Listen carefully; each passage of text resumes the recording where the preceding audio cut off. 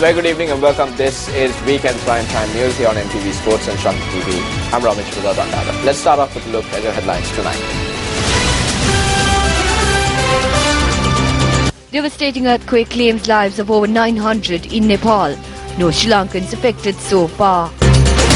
Speaker comments on recent events.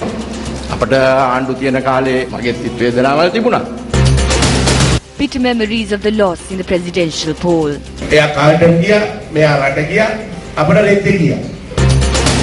Two complaints against those who distorted the national flag. 3 members in the same family drown in the Hambantota Sea. Search operation continues to locate a missing child. Well, President Maithripala Sirisena has expressed his and the government's consolation to the people who fell victim to the devastating earthquake that struck Nepal today. Issuing a communique earlier this evening, the President's media division says that President Sirisena had instructed the respective divisions to provide every possible relief that could be given from the Sri Lankan government to the people of Nepal.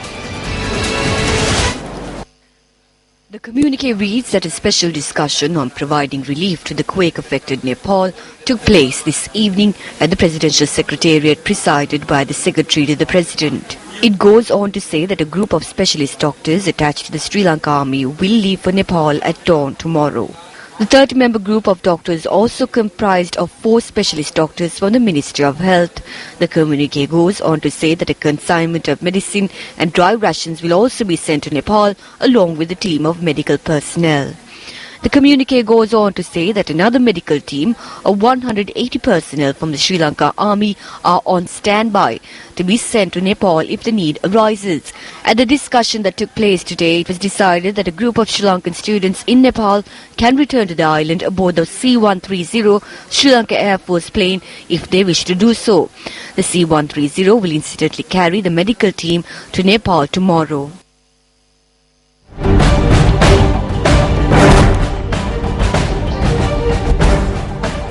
President Maithripala Sirisena says that the propaganda carried out by certain media on influencers being made by Western countries on Sri Lanka's internal and political processes are completely false. The head of state made this statement at an event in Angunakula Palace today. The Hambantota Sri Lanka Freedom Party Public Representatives meeting was held this morning under the patronage of President Maithripala Sirisena.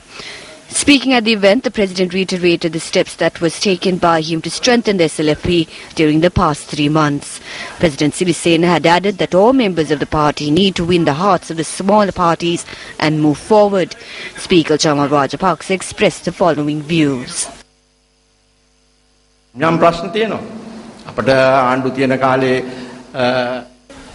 There were some issues during the previous government. I too had disappointments. We all did. What we see now are the consequences of those acts. We need to forget those things. We need to understand that we made mistakes. We must not repeat those mistakes. We need to forget them and continue in this political journey. No one wishes to remain in the opposition. A group of lawyers today filed a complaint with the police over the use of a flag similar to the national flag. Attorney including Shiraz Nuruddin, who visited the Cinnamon Gardens police this morning and citing in their complaint that the minority communities has been neglected in the act of distorting the national flag. They added that the pledges made by the public representatives too had been disgraced. We are not making this complaint on the requirement of any organization or political need. We are making this complaint as citizens of the country. Under Section 120 of the Penal Code, this is an offence where an arrest can be made without a warrant.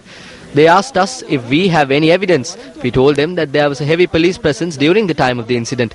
They will bear witness to it. There were a large number of journalists there as well. We told them that we will provide them with the video footage. You cannot evade punishment saying that you are not aware of the law. Especially Udayagaman Pilla is an attorney and provincial councillor. We are of the view that such a statement will not be justified in court.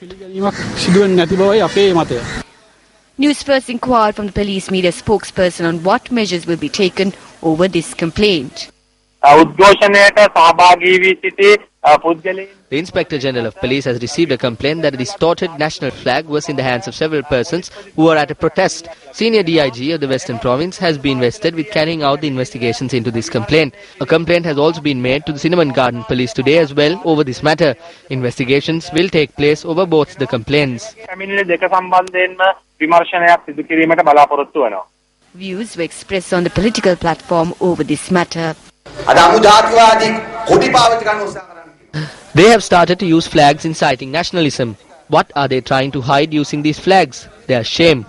They are trying to show the Sinhalese that they are the real patriots. We say to the people of the country, how can those who stole millions in public funds be termed as patriots? Patriotism does not mean loving old rock pillars and paintings. It is to love the people of the country. Distorting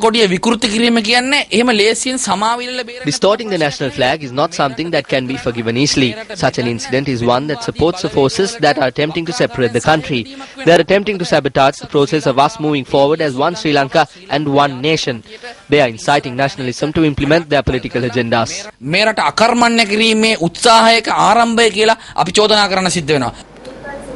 Meanwhile, Prime Minister Ranil Wickremesinghe also commented on the misuse of the national flag at an event in Badulla today.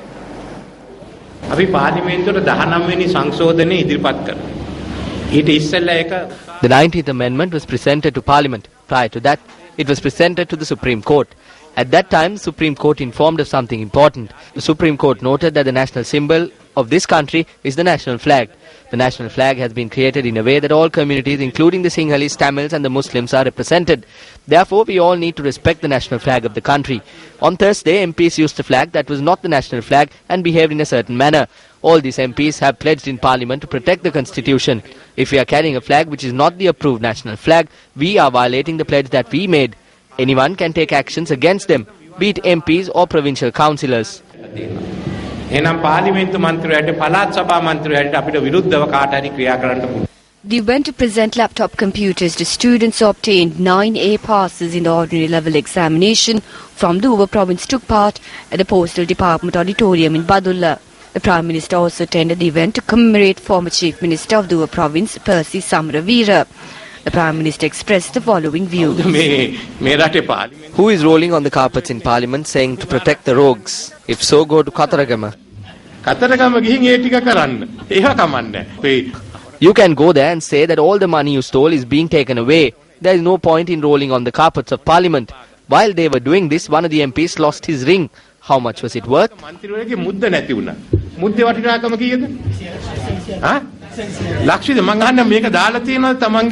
What I ask is, have they declared it in their assets? They come to Parliament wearing a ring worth 2.7 million rupees. This clearly shows who the rogues are. Welcome back to the news. Let's now turn our attention to some of the views expressed by politicians at events held around the country.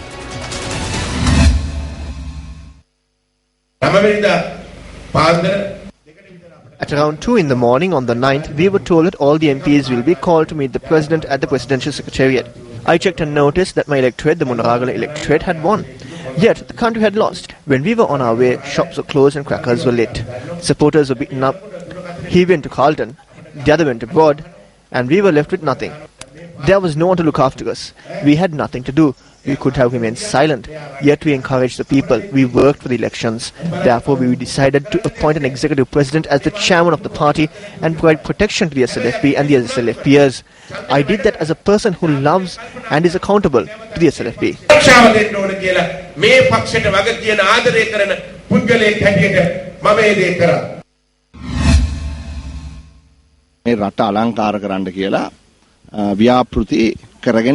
They are carrying out projects in order to beautify the country. When they are removed, what happens to the development? We have a national policy in this country to resettle without the consent of the individual. Earlier, Gotabaya Rajapaksa put the military and removed these people from their locations. After they were removed, they were only given 10,000 rupees. They have been chased away and they do not have places to go.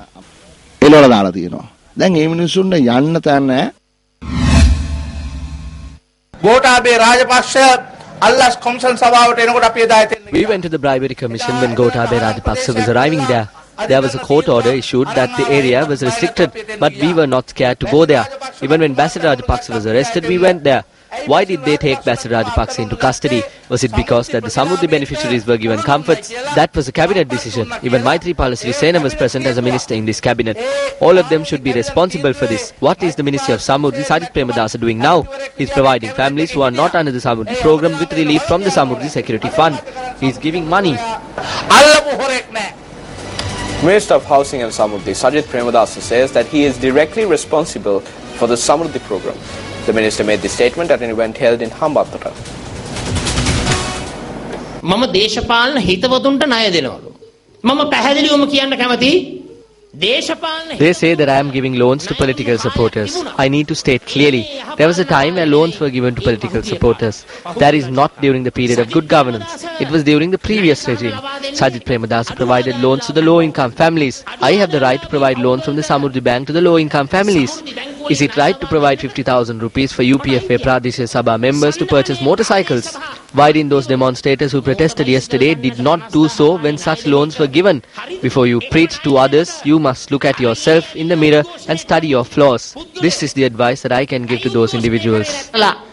අනුන්ට බණ දේශනා කරන්නයි කියලා මම එයාට උපදේශයක් දෙන්නට කැමතියි.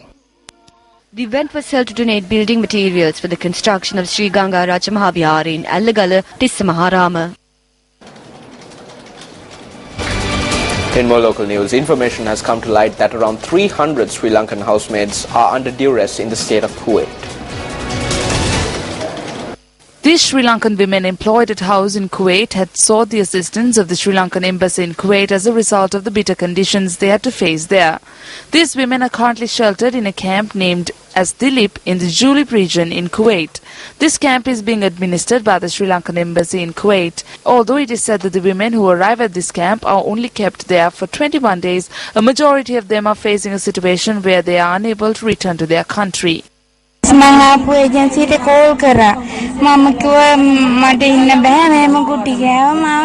I contacted the agency and told them that I cannot stay here. I was beaten. I asked them to do something.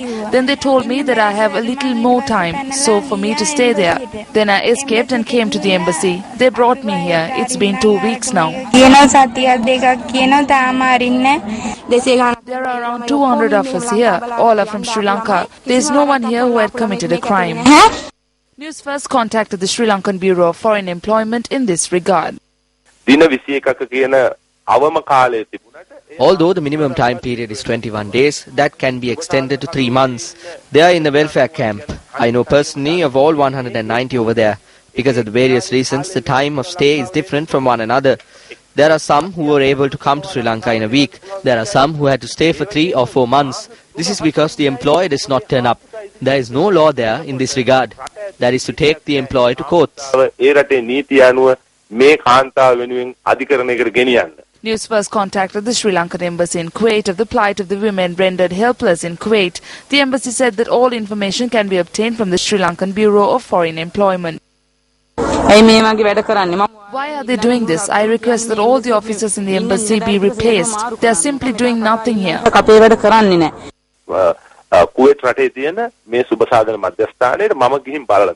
I have visited the welfare center in Kuwait. If you visit there, you too will be surprised at the facilities there. They all have rooms. The sanitation is up to the highest standard. There is a luxury canteen there. They are given food as well. Why are they taking away our mobile phone? Why are they taking the money that we have? We don't even have a cent to purchase Panadol. They want us to place the money with the embassy. We are not given a single mobile phone. We are not allowed to speak with our children or our parents. The new year dawned. We couldn't even speak to our children then. I served in house for 8 months. I was only allowed to bathe once in every 3 days. I was only given roti and water as food. I came to the embassy on the 29th of January 2009. Since then, I have been stuck in this camp. We are not given anything. These women generate a revenue of over 827 billion rupees, the highest revenue generated to the country by any sector. Yet the institutions are lethargic to even look into their well-being. If you can say that we are on a biased manner, we are aware of that. They will have to stay there for some time because they go there after signing a 2-year agreement. Minister of Public Order John Amaratunga says that all local government authorities will be dissolved on the 15th of May. There are 335 local government authorities in Sri Lanka. This includes 23 municipal councils, 41 urban councils and 271 Pradeshya Sabhas. The tenure of a majority of these local government authorities are already over.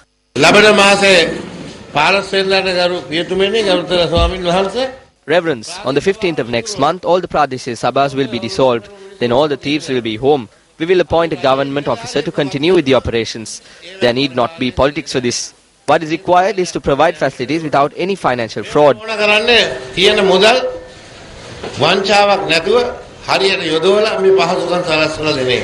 Although the local government elections for Maritime Pattu and Pudukudi Rippu in Mullatiu were scheduled for the 28th of February, they were cancelled a day before the elections.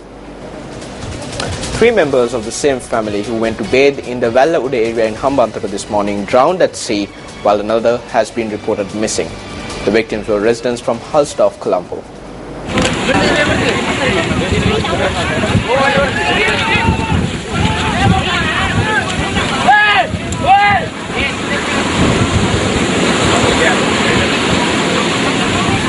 A group that had gone to Hambantota to attend a wedding ceremony has met with this tragedy. It has been reported that the mother, father and 3 children were bathing at sea when the waves had taken away the 3 children. They were 10 years, 6 years and 2.5 years old. The 31-year-old mother who attempted to rescue the children was caught by the strong currents and drowned. Only the father had managed to survive this ordeal. The bodies of the mother and the 2 children were discovered this morning. The Sri Lanka Navy continued its search for the body of the missing 6-year-old girl until this evening. The bodies of the dead have been taken to the Hambantota General Hospital. The police said that it is dangerous to sea bathe while the seas are rough during inclement weather patterns. In more local news, the fishing industry in Chilau has been severely affected as the Chilau Lagoon is being filled with sand. The fishermen say that there are around 15 foundation stones in the area, which has now become a foundation stone wall. The Chilau Lagoon along the coastal belt is considered as one of the most favoured areas to catch fish in Sri Lanka. Over 5,000 families engage in the industry surrounding the Chilau Lagoon. However, during the off-season, these fishermen are faced with a situation where they cannot continue in their profession. There is a tendency of the Chilau Lagoon to close up due to the onset of the off-season. From then onwards, around 5,000 fishing families will be severely affected from about 5 to 6 months. The economic situation will drop tremendously. Around 1,000 boats are used daily here. We can see that the lagoon will be covered in 2 to 3 months. Around 35 boats and 20 lives were lost last year as a result of this. Even when the authorities have been informed of the problems faced by the Chilau fishermen, no action has been taken in this regard. Only the foundation stones were laid in the previous years. Around 10 to 15 foundation stones have been laid, but there is no such use in them.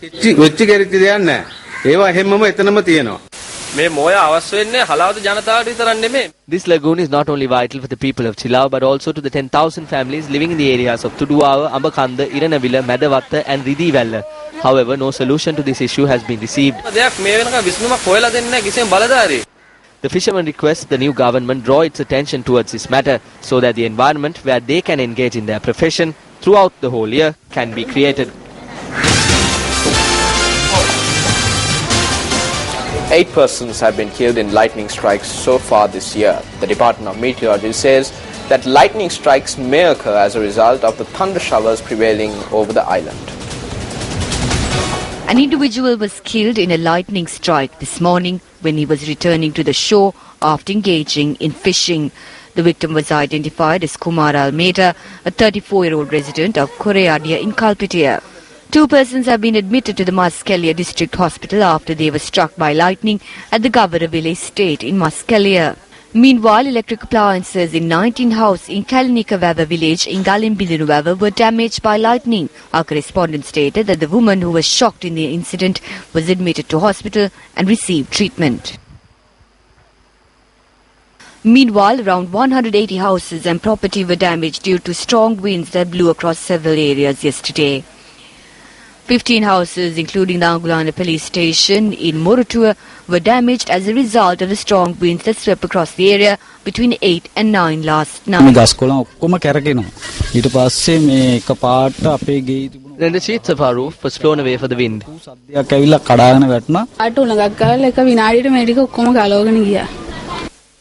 Our correspondent stated that the Gram Nidari officials and officials of the Disaster Management Centre arrived at the location to inspect the damage caused. Sheets have been blown away as a result of the winds.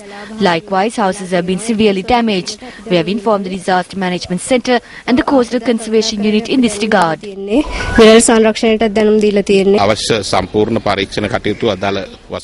Instructions have been given to the Ground and Nidari officer and the Division Secretary to carry out a complete investigation into this and to provide relief to those affected. The responsibility will be vested with the Relief Services Division of the Ministry of Disaster Management.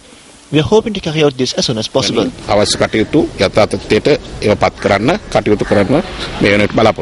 Meanwhile, 8 persons sustained injuries after a tree fell onto a house in the Gregan estate in Kottagala. The injured were admitted to the Kottagala District Hospital and were then transferred to the Navalapitiya General Hospital for further treatment. A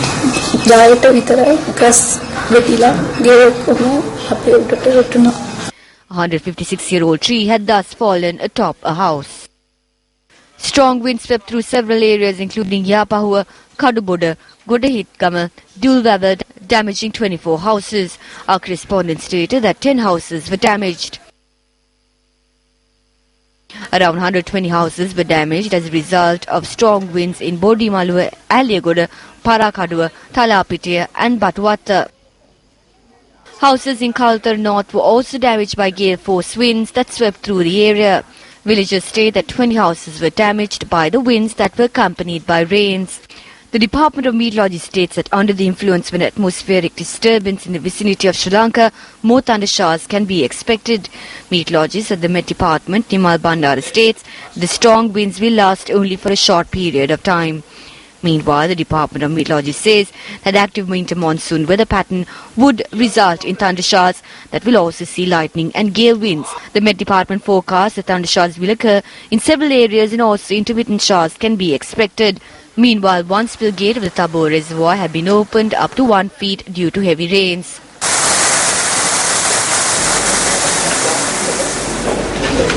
Back in the 1800s, during colonial rule, Sri Lanka saw minor uprisings and also common men rising against the British.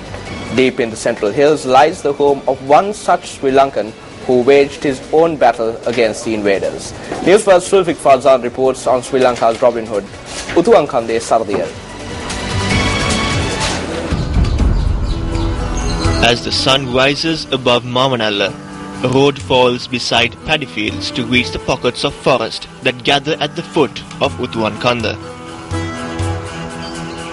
Even from a distance, its distinct rock crest looms above all else in the region.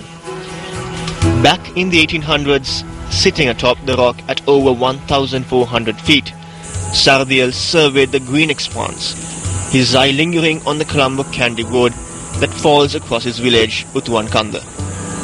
It was from here where he targeted convoys of carts and looted them, with history telling us that he distributed all the goods and the money amongst the poor. The legend of Sardiyal, though well over a century old, has only snowballed with the passage of time, even inspiring a model village that serves as a reenactment of the events and a way of life during that time.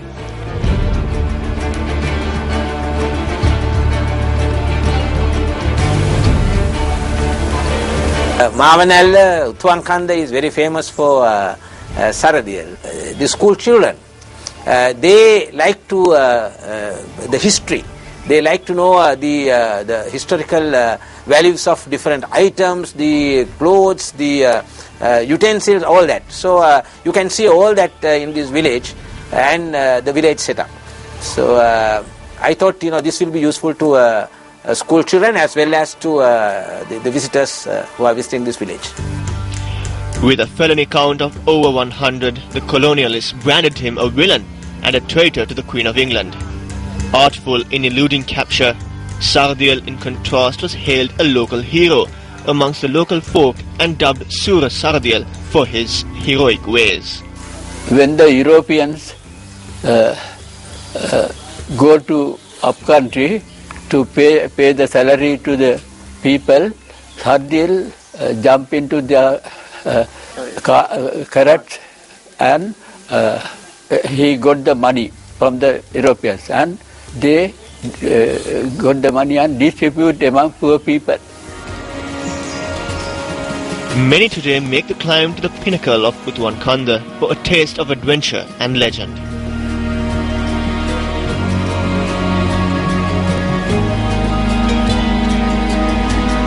At over 1,400 feet, a patchwork of endless greenery gives way to ranges of mountains that soar along a murky horizon. Utuankanda became Sardiel's famous hideout until he was captured. However, today, the hideout faces a different fate. Anyone who visits the cave can realize the importance of this cave.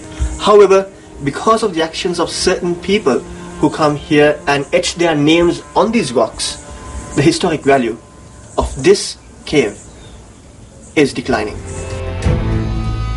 Sardiel may have led a short and turbulent life, yet his legend has outrun the course of a lifetime. The story of Sardiel forms the very fabric of the culture and history of Utuankanda, and even a film. Visitors continue to trace the footsteps of a legend as they climb to the rock outcrop of Utuankanda to catch a glimpse of the world as seen through the eyes of Sardiel.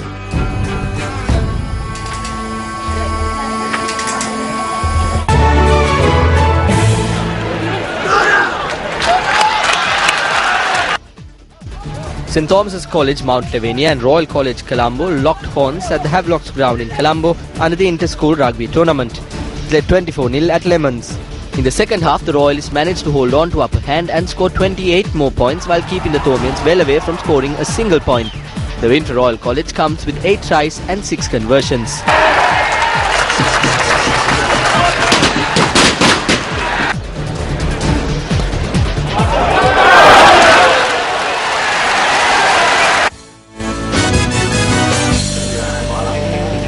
And that's the wrap of Weekend Primetime News for tonight. For the Newsfirst team, I'm Ramesh Irugal Bandara. Good night.